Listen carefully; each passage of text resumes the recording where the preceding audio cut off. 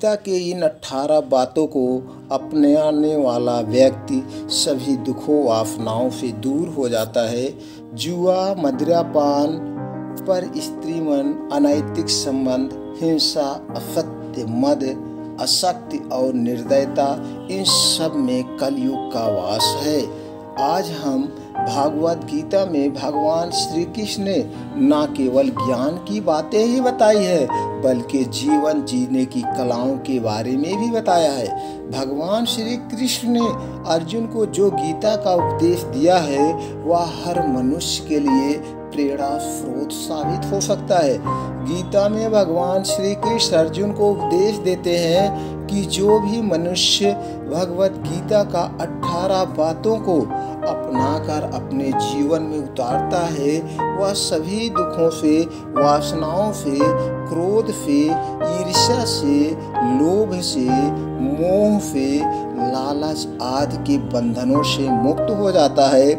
आगे जानते हैं भगवत गीता के 18 बातें जो हमारे जीवन के लिए अनमोल है। पहला, आनंद मनुष्य के भीतर ही निवास करता है, परंतु मनुष्य उसे स्त्री में, घर में, बाहरी सुखों में, जमीन में, दौलत में खोजता रहता है और अपने मन को इधर उधर भटकाते रहता है। दूसरी बात जो श्री कृष्ण कहते हैं कि भगवान उपासना केवल शरीर से ही नहीं बल्कि मन से करनी चाहिए।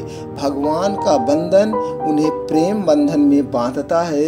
जो भगवान की उपासना दिल से करता है उसकी सारी मनोकामनाएं भगवान श्री कृष्ण, भगवान ब्रह्मा या सभी देवी देवता उनकी सारी इच्छाओं की पूर्ति करने में लग जाते हैं। और तीसरी बात जो बताते हैं भगवान श्री कृष्ण, मनुष्य की वासना ही उसके पुनर्जन्म का कारण होती है।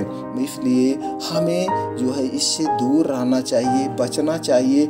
और चौथी बात जो बताते हैं, इंद्रियों के अधीन होने से मनुष्य के जीवन में विकार और परेशानियां आती हैं।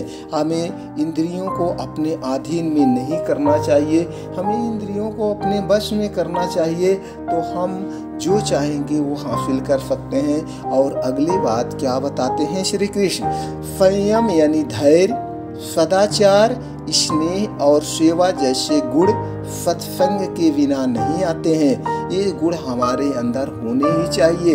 हमें सत्संग करना चाहिए, सत्संग सुनना चाहिए, सत्संग में भाग लेना चाहिए। इससे हमारा मन स्थिर होता है, हमारा मन शांत रहता है, हमारा मन लालचाओं से बचा रहता है। और अगली बात जो श्री कृष्ण कहते हैं कि मनुष्य को वस्त्र बदलने की आवश्यकता नहीं है, आवश्यकता हृदय परिवर्तन की है। अपने वस्त्र मत बदलिए, अपने हृदय में परिवर्तन लाइए।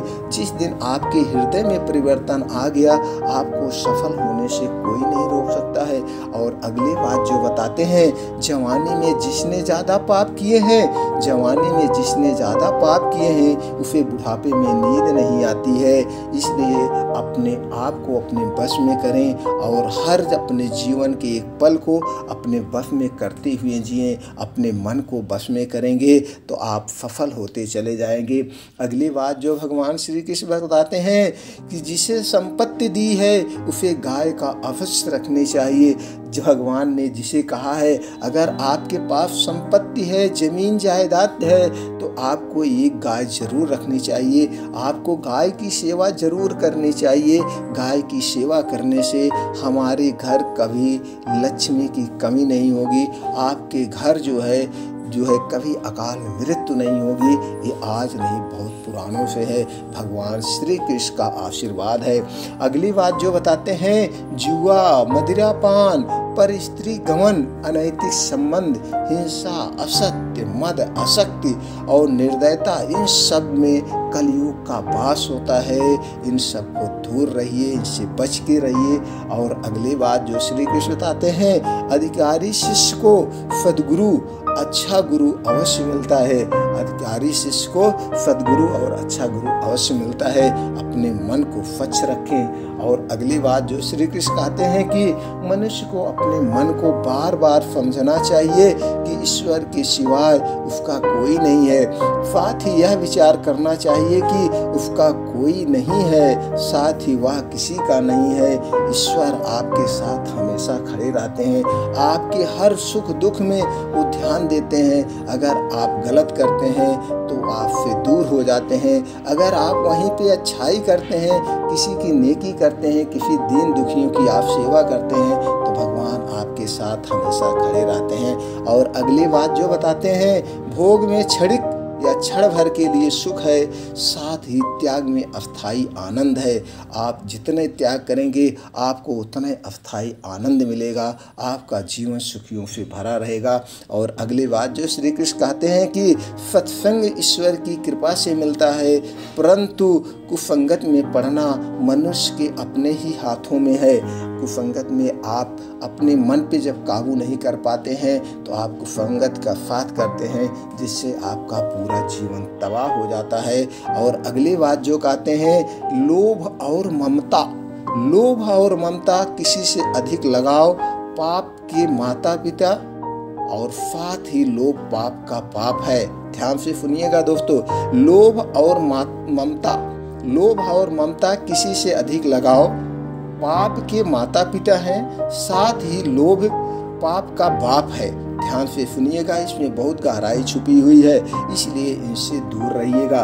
और अगले बात जो श्री कृष्ण कहते हैं कि स्त्री का धर्म है कि रोज तुलसी और पार्वती का पूजन करे। अगर वो तुलसी और माता पार्वती की पूजा करती है तो आप घर में कभी कलेश ही नहीं होगा, लड़ाई झगड़े ही नहीं होंगे, और कभी धन की कोई कमी ही नहीं होगी। अगली बात जो श्री कृष्ण बताते हैं, मनुष्य को अपने मन और बुद्धि पर विश्वास नहीं करना चाहिए, अपने मन और बुद्धि पर विश्वास नहीं करना चाहिए, क्योंकि ये बार बार मनुष्य को दगा देते हैं। खुद को निर्दोष मानना बहुत बड़ा दोष है, खुद को निर्दोष मानना बहुत बड़ा दोष है। और अगली बात जो बताते हैं, यदि पति पत्नी को पवित्र जीवन बिताए, यदि पति पत्नी पवित्र जीवन बिताए तो भगवान पुत्र के रूप में उनके घर आने की इच्छा रखते हैं। भगवान खुद उनके घर पुत्र के रूप में जो है जन्म लेने की इच्छुक रहते हैं। तो सोचिए, जिस घर में भगवान